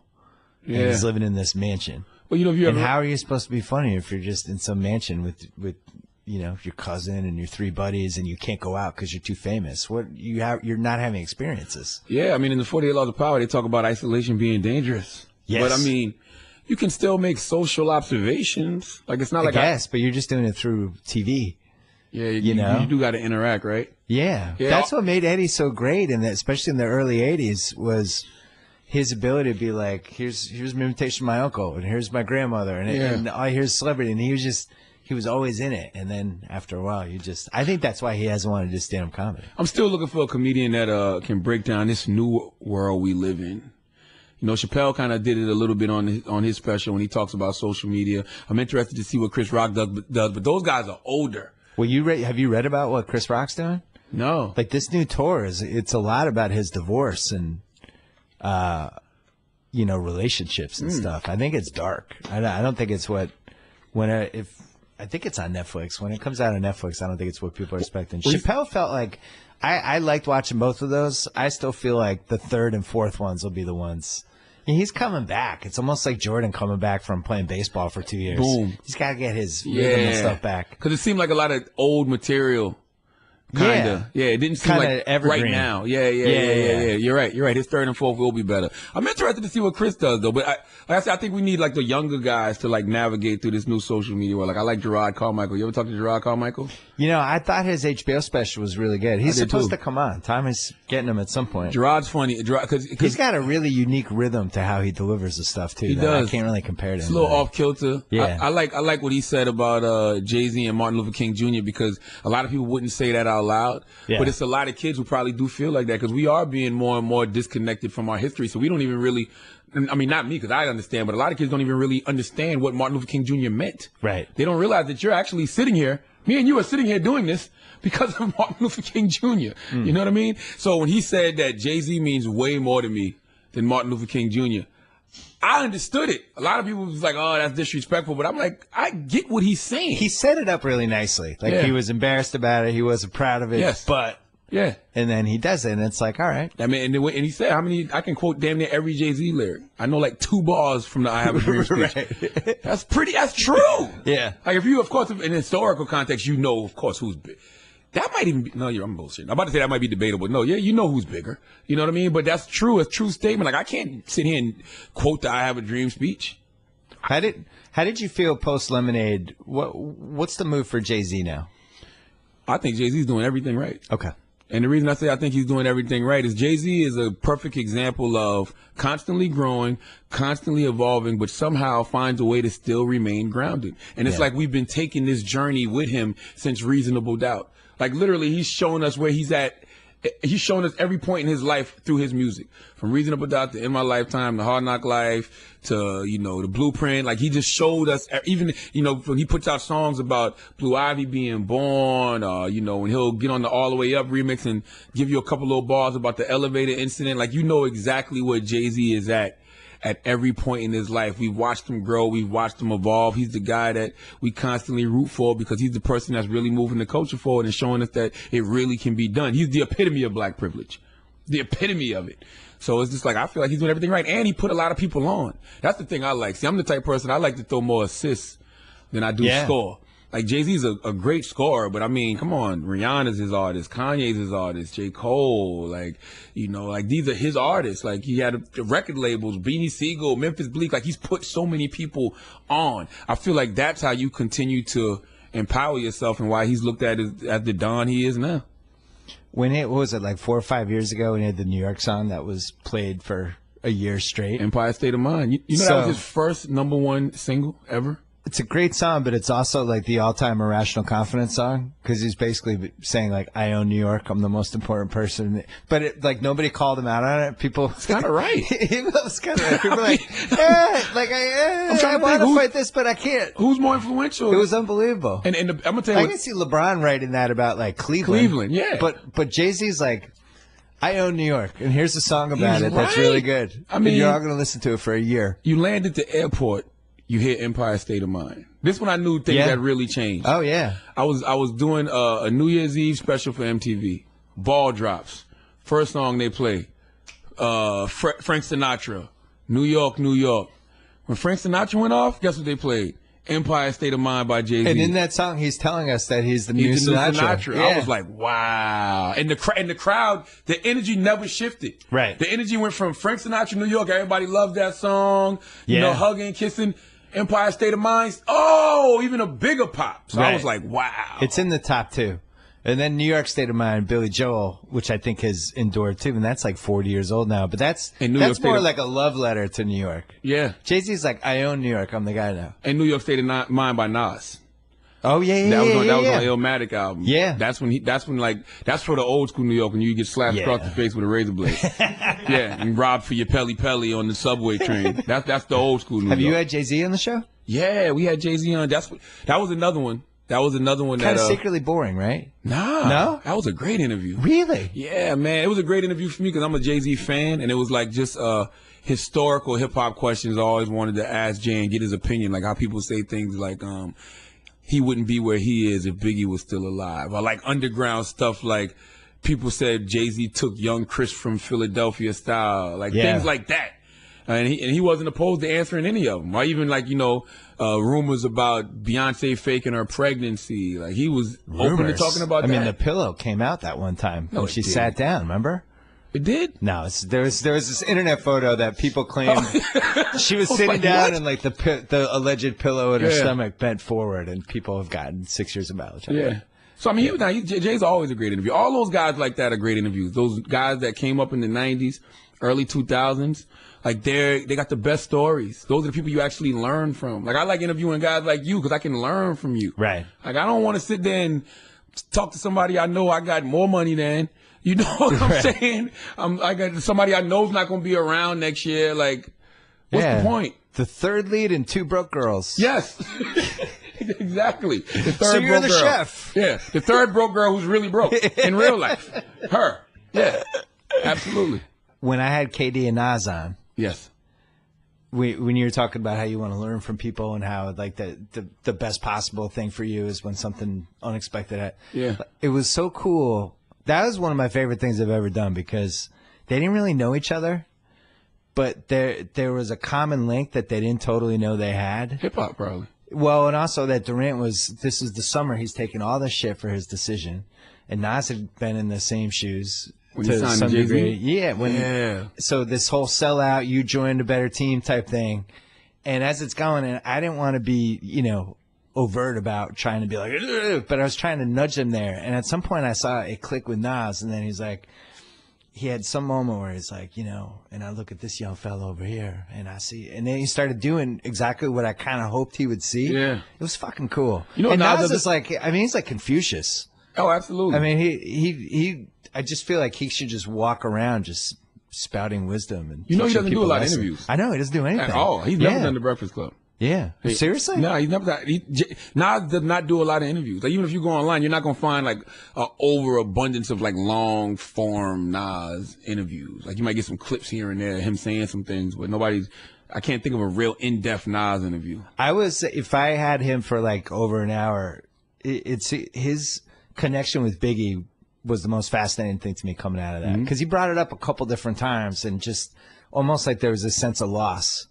Yeah. That just as a competitive musician, that it was just good to have Biggie in his life. It would have made him a little bit better. Made him better. That's the feeling I got, and I had never thought about that before. I love Nas. Nas is one. In my book Black Privilege, I talk a lot about artists whose music resonated with me because they had a lot of socially conscious things in their music. Right. I come from a small town called Moncks Corner, South Carolina, and for me, I was able to transcend my circumstances because of literature and because of music. And Nas was one of those guys who would be saying certain things in his rhymes that would make me go research. I'd be going to research certain people, going to research certain places, certain books and things he would name drop.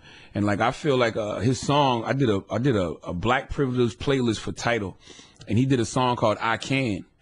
And I feel like that song is the epitome of just anybody embracing their divine privilege, embracing what they are and who they are, and saying, I can do anything I want to on this planet because God made me and God put me here. And that record, Nas I Can, is like the soundtrack to that whole book. He has my second favorite, most improbable Instagram account.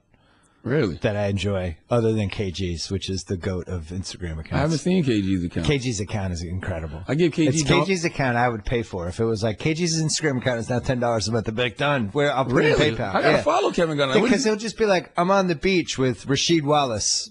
And then the next one is like, I'm in my man cave with Andre Miller. I get Kevin on TNT. And then the next one's like, I'm in Greece with Paul Pierce. Wow. I don't know. I just enjoy it. He does a show, right? KG 21 Yeah, or something? he did Area 21. I gave him Donkey of the Day recently. You did? Yeah, because it was some word. What was the word? He was trying to pronounce it on his show. It was like it was like undisputedly or something. And I don't know what the fuck came out of his mouth. Like it sounded like it sounded like if you muted the TV and Busta Rhymes was rapping and it was this mad closed caption and exclamation mark. Yeah, I did not understand what he said, but it's like.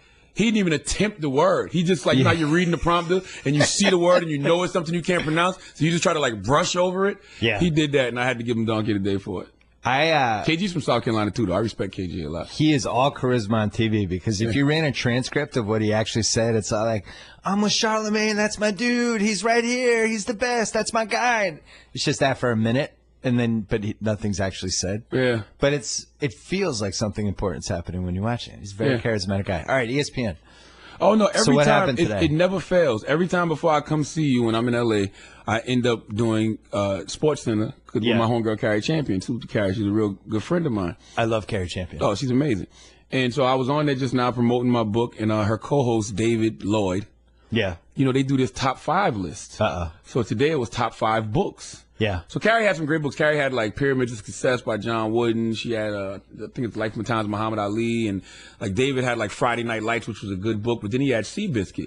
So as soon as I saw Seabiscuit, I got pissed off. I don't know why. Seabiscuit pisses me the fuck off. I hate the movie. I don't like the book. The movie was terrible. That's why I go, David's list is trash. I go, Seabiscuit is trash. Horse racing is trash. It's just trash. Yeah. And I just, like, he was like, well, you know, so Carrie was like, yo, need to apologize to him. That's what the fuck is you doing? She didn't say fuck is you doing, but right. You can't. That would have been awesome. Why would you say that to my co-host? Whatever. Yeah. So then on Twitter just now, Jemele Hill gave David props for a book he posted, and then he tweets out. Oh, so that was a subtweet by Jemele. Yeah, well, yeah. I don't think it was a subtweet, but he retweeted it and goes, "Well, not according to Charlamagne the God."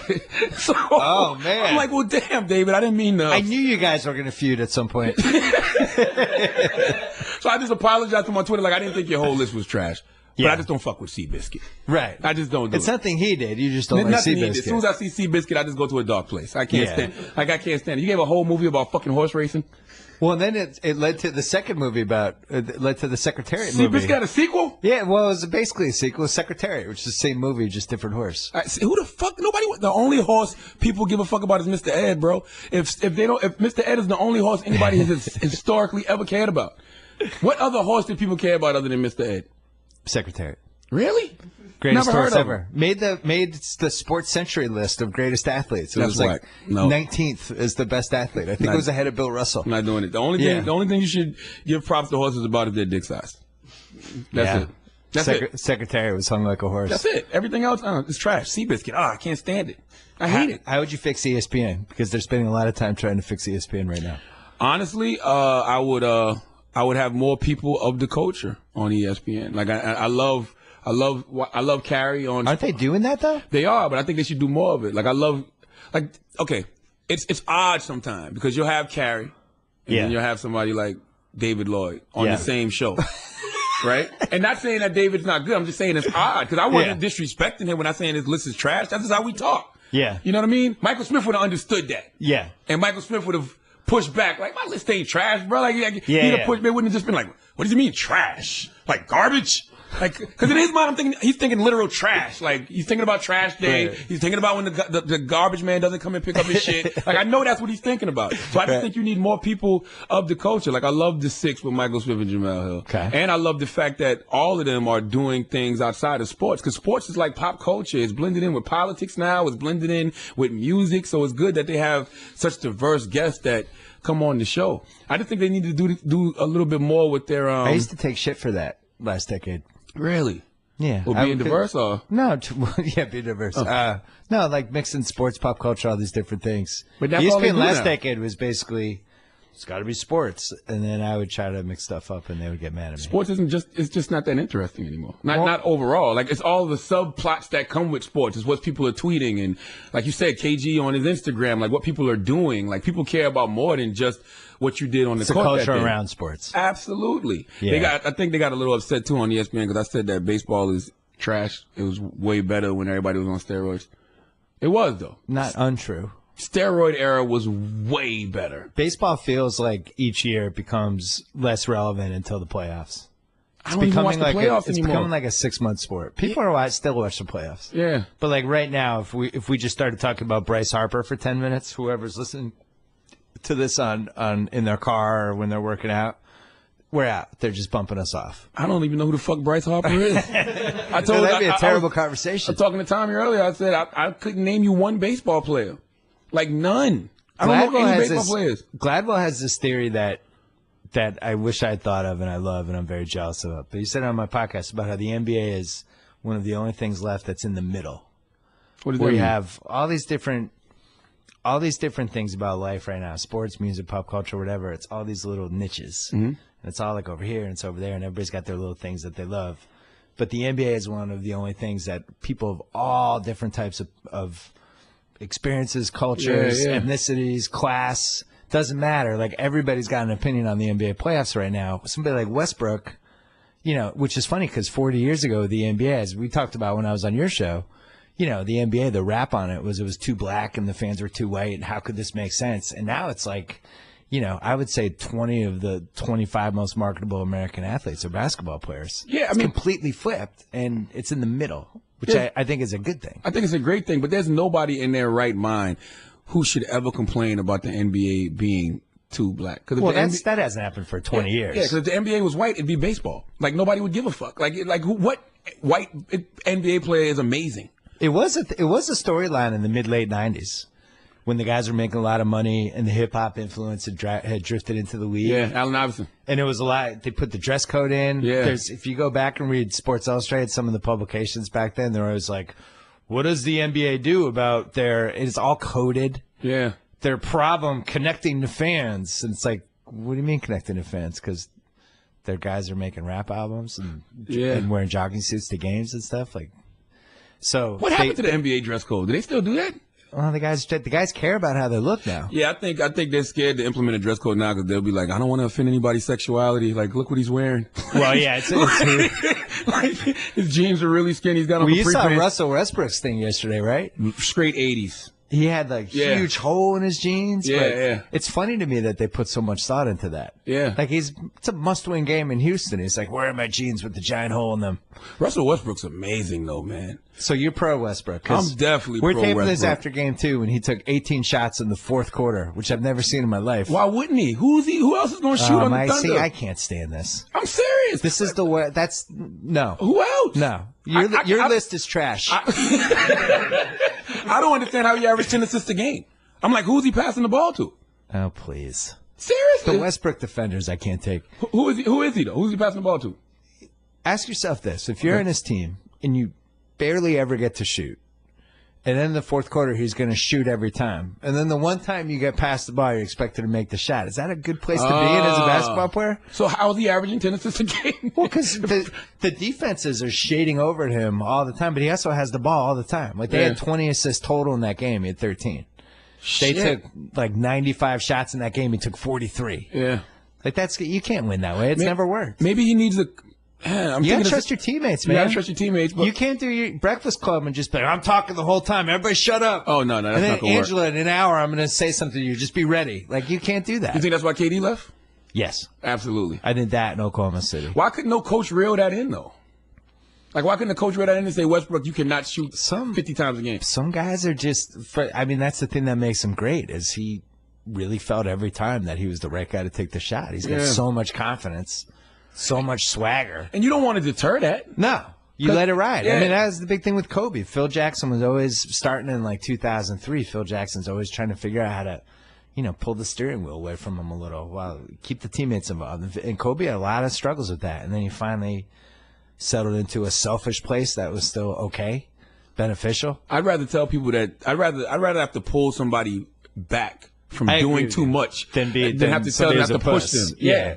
So I don't really have a problem with what Westbrook does. It's just like, how do you figure out how to just pull it back a little bit? Here's the thing. You can't say winning is the most important thing when you're trying a style that has never won. What he's trying to do with the ball and how much he has and how many times he shoots and how he monopolizes it, we have a 70-year track record of this not working. Yeah. It's never succeeded at any real level. Maybe. So why do it? Maybe Westbrook's just realizing I don't need to be here anymore. maybe he's he's thinking about LA. Yeah, maybe he's upset he signed that 3-year extension. Maybe he's like, I should get the fuck out of here too. But they have got. I mean, they paid Oladipo like almost $100 million. Yeah. And he's gotten worse in the last year. They paid Cantor like $75 million or something. He can barely play in this series. Adams is going to get paid. He's getting worse. I like Adams, but I'll never forgive them for letting go of James Harden. I feel like that was the beginning of the end right Well, there. you're preaching the choir on that. I feel like they should have kept. It was like over $5 million. Yeah, keep those three together. How about this? Keep the team that almost won the finals the year before. Let's see how that works. Keep it together. Yeah. I would have let Harden play the point, though. I'd let Harden play the point, let Russell play the two. What they had with Harden that year before, he was basically like their version of Manu, coming off the bench, completely changing games. And he was only like 22. That's what I'm saying. They should have never let that nucleus go.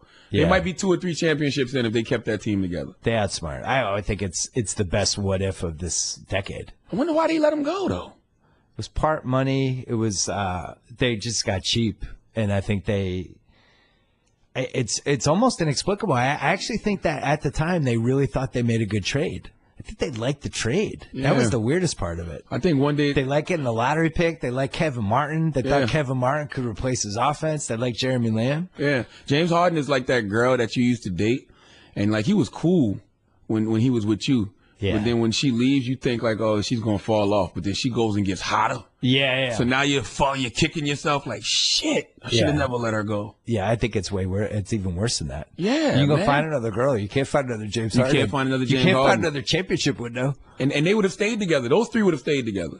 because they'd have been winning chips. Oklahoma City would have been the most popping team in the freaking country. They would have to change the jerseys because jerseys are trash. But they would have been popping. Have you been to a game there? No, I heard it's like a college feeling, though. Have you been to Oklahoma City? No, that's what I was about to say. Maybe that's why KD wanted to leave. Yeah, that's what I was about to say. Oklahoma, how the fuck would I be in Oklahoma City? Only thing I know about Oklahoma City is Fort Sill. Is that even in Oklahoma City? It's a nice little town. I enjoyed my time there for a couple of days. You got the pussy out there? I wouldn't. No, I don't know if I'd want to live there if I was Kevin Durant. Yeah. Kevin Durant's now. He's in the Bay Area. So what made you like great. it? I mean, you know, I always judge the stuff when I'm traveling for sports stuff. It's like, is it compact? Yeah.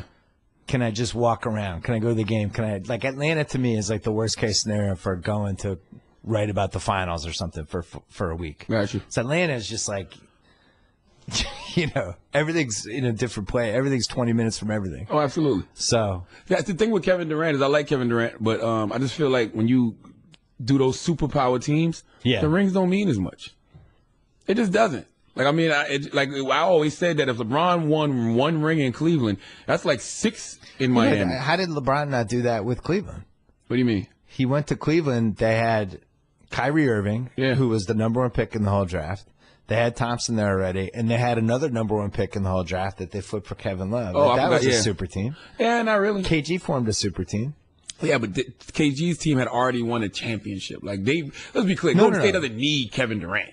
No, KG's team, the Celtics hadn't won in like 22 years. I thought you said KD. Oh. Yeah. Yeah. All right. I mean, the Celtics were a little bit different, but LeBron leaving to go to Miami and teaming up with Dwayne Wade and Chris Bosh, for whatever reason, that just seemed like the Legion of Doom at the time. But to go back to Cleveland, first of all, let's be clear. Nobody goes back to Cleveland. All right? You don't go back to Cleveland. He actually went back to Cleveland and won a ring. Like that, he's good. That's why I hate when people always try to compare him to Michael Jordan, because it's 2 different legacies total. And it's 2 different eras. 2 different eras. Jordan would have played for 20 years if he had all the stuff that they have now. How much would he have averaged a game?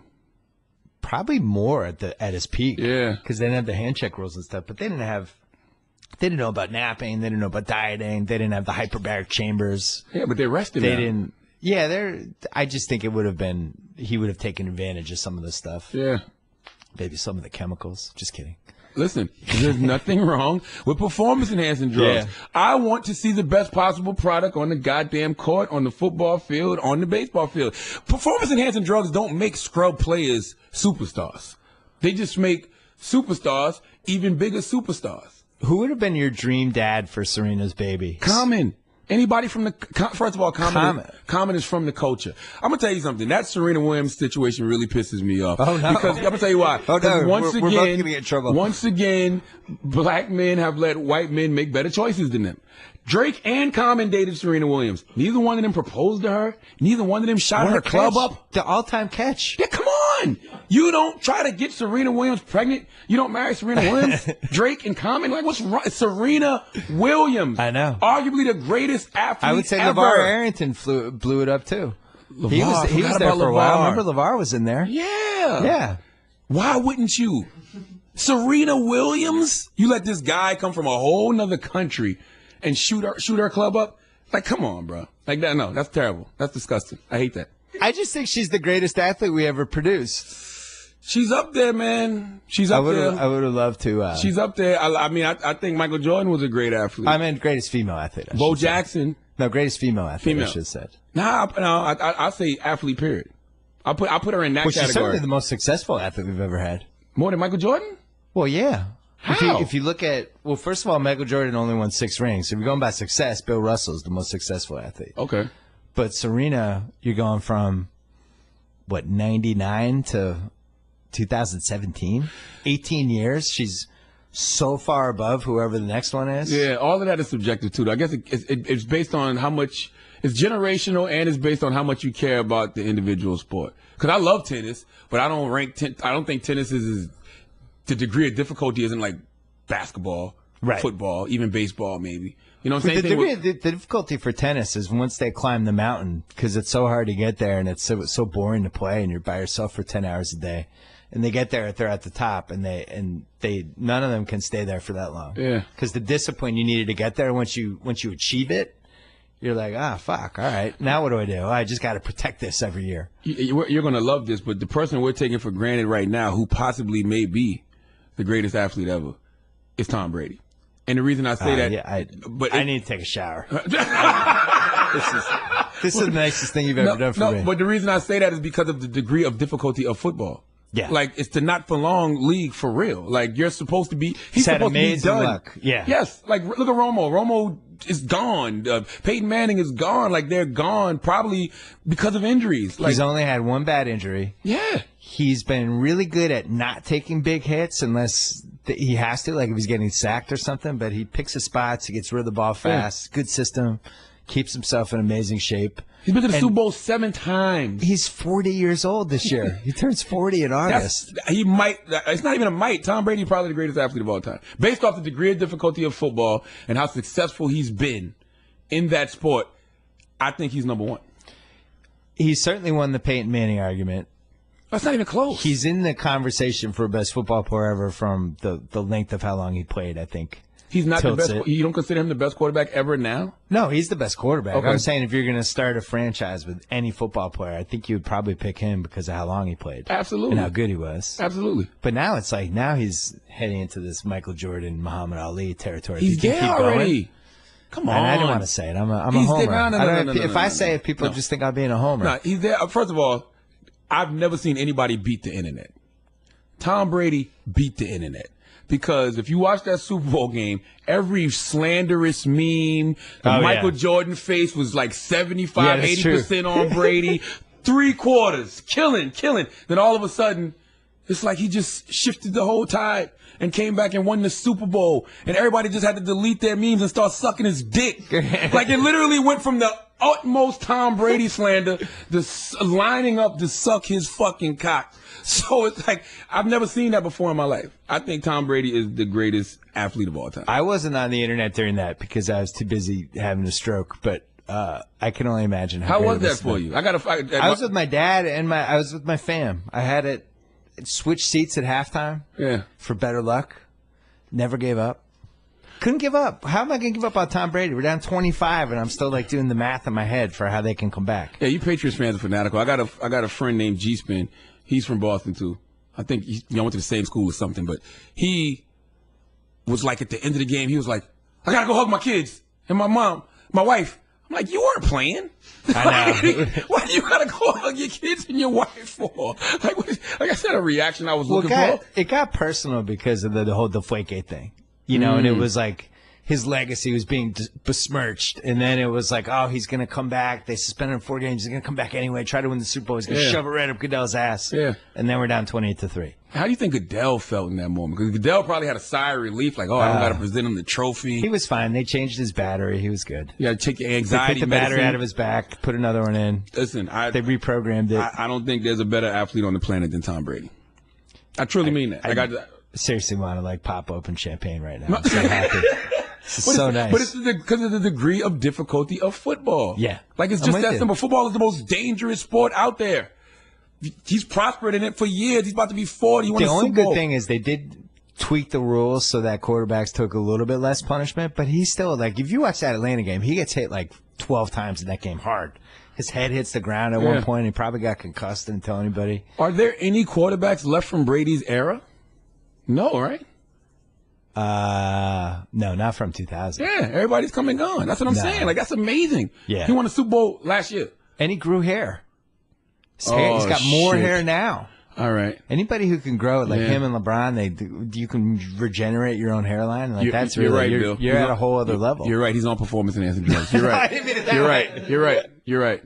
I feel sorry for LeBron, though, because LeBron don't have a hairline. And he does so much for the community, so much for the city of Cleveland. He deserves to have a hairline. Well, now he has one. What rapper do you think has taken the most performance-enhancing drugs? 50 Cent? Somebody else? No, Dr. Dre. Remember when Dr. Dre was big as an ops at one point? Dr. Dre was super diesel. He got huge. Yeah, like, I mean, unbelievable. Like, he's about to play the Incredible Hulk in the next Avengers movie or something. Like, he was huge. Like, absolutely. It was not even close. What do you think Dr. Dre does every day? What's his average day like? Be nice. Don't get me in trouble. No, I like Dr. Dre. I think he probably gets up, goes to the gym, and Dr. Dre probably fights. Takes business calls? Maybe, probably just one person, Jimmy Iovine. But does he make music, do you think, anymore? I don't think so. You know why? I think Dre's one of those people who's in his own way because of his genius. Because when you're on Dr. Dre's level, you're only fighting against yourself. Like, literally, you're only fighting against yourself, who you are. Right. So in your mind, you're constantly saying, well, damn, if I can't make something better than this, I can't make something better than that. And he's probably making the most amazing shit. But to his ear, it's probably just subpar. But if he was to, like, let somebody else hear it, they're probably like, oh, that's amazing, put that out. Because his last album, Compton, was a great album.